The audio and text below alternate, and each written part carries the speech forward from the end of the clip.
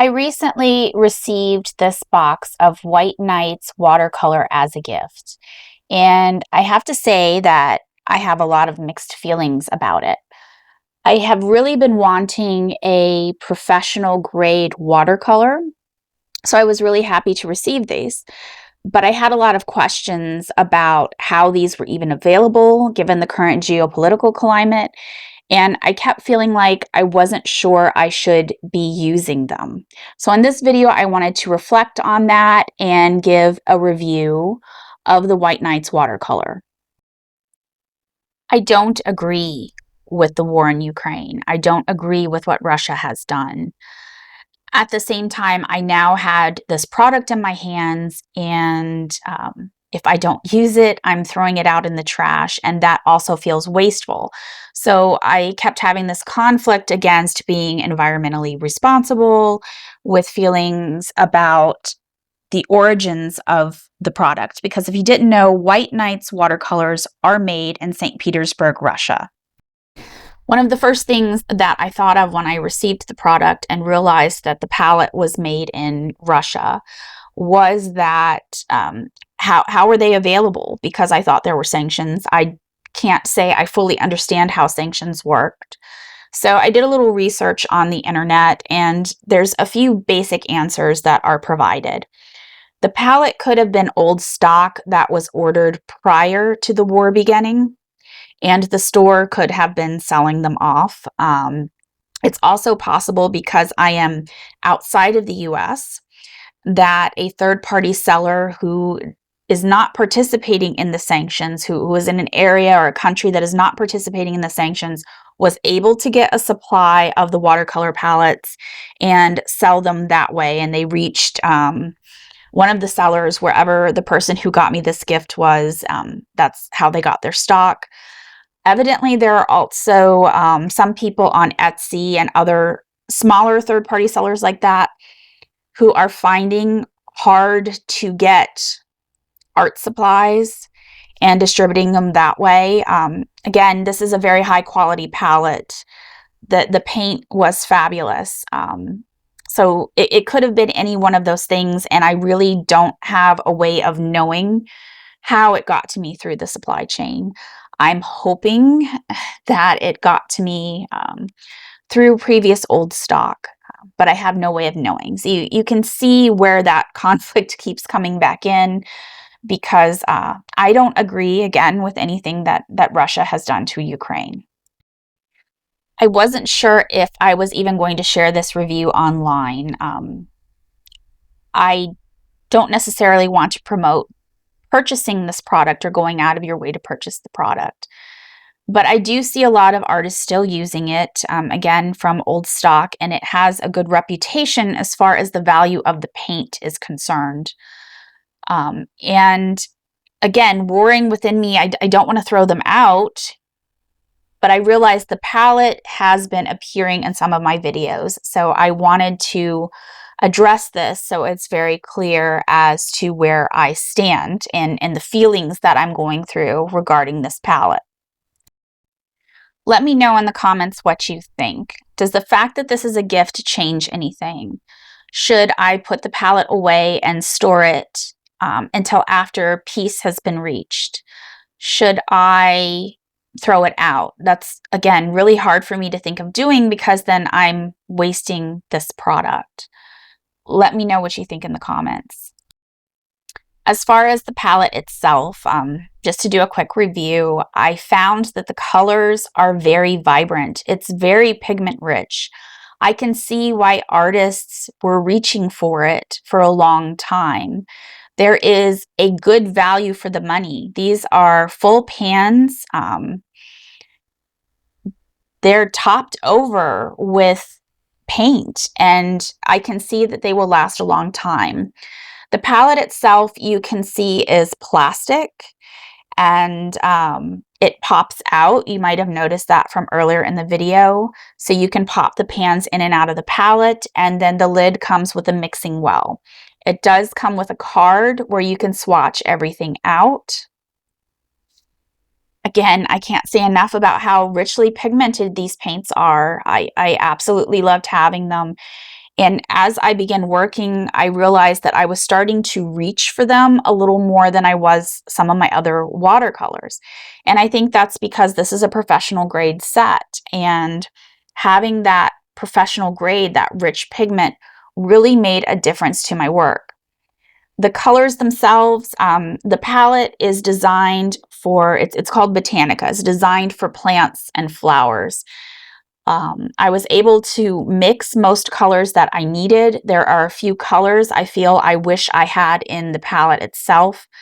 If again it weren't for the origins of this palette, I would consider getting other colors from them, getting a regular stock set of watercolors. But again, I don't see myself doing that because of the origins of the palette. So here I have my White Nights palette, and this is the palette I made from the Ohuhu paint. The Ohuhu set is the beginner set that I have. I don't know what grade it's classed. I think it's classed student grade, but I wanted to do a color by color comparison. So let's see if a few of these colors that are similar I can paint side by side so you can get an idea of the pigment on these. So here is the orange in the White Nights. It's just a basic orange.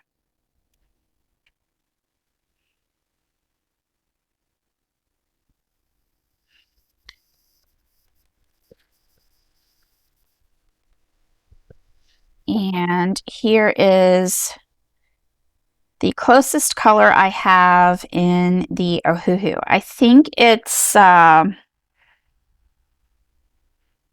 of like a yellow orange than like a deeper orange. I don't know if the red, but you can kind of see how there's like an orangey red color. Might be a little bit closer. You can kind of see how this portion of the White Nights here, the pigment is a little bit richer and stronger, where it's more opaque, where there's a little more translucency in some of the Ohuhu. It took a little bit of adjusting with the professional grade watercolor, and I think, let's use their ultramarine deep and see if I can also get a better comparison here. You can see here when I lay it down how rich that pigment is. So it was a lot darker using the professional grade than what I was used to with the Ohuhu. It took a little bit of adjusting when I was painting. So let's take this.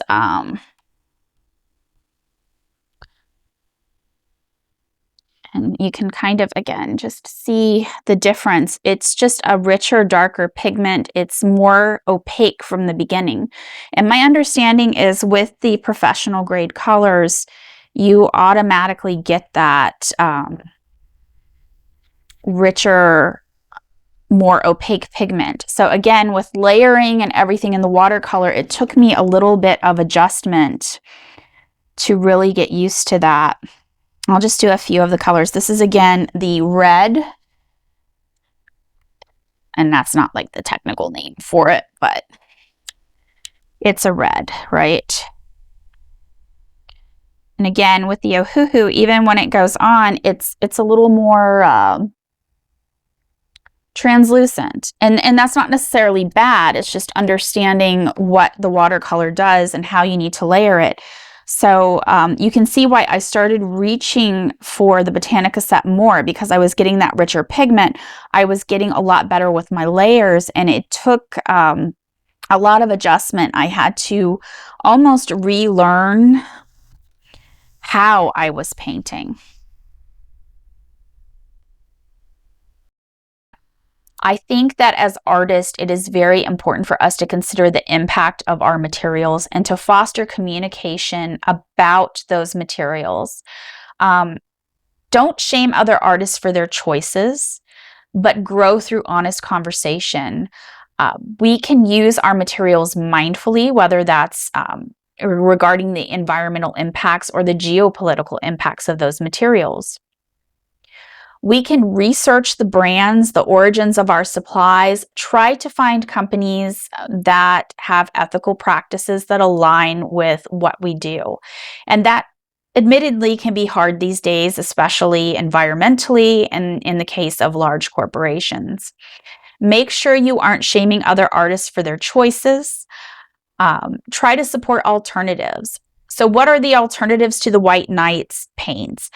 I understand that Rosa Gallery is a Ukrainian-based paint company that has very similar quality paints to the White Nights. So see if those are available in your area. I'm trying to source those myself, and I'm having a hard time finding those locally. But if you have them, I've heard great things, and I recommend trying those out. I've also seen a few other artists post that they have found watercolor, handmade watercolor from Ukrainian artists. But I think you also need to research the artists themselves. I've known a few people, some are my neighbors, who left Russia because they did not agree with what their government was doing. I think as artists and as people in our community in general, we can communicate and foster open communication with everyone so that we understand where they're coming from. A lot of times our governments are doing things that we don't agree with. I definitely don't agree with a lot of the things that the United States is doing.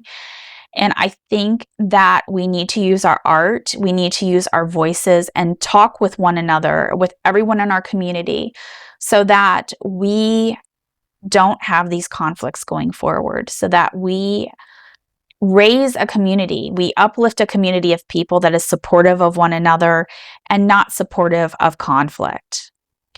Let me know what your thoughts are in the comments. Should I continue using this palette? Should I put it away for a while? Let me know. I'd appreciate your thoughts. Thank you for watching, and I will see you in the next video.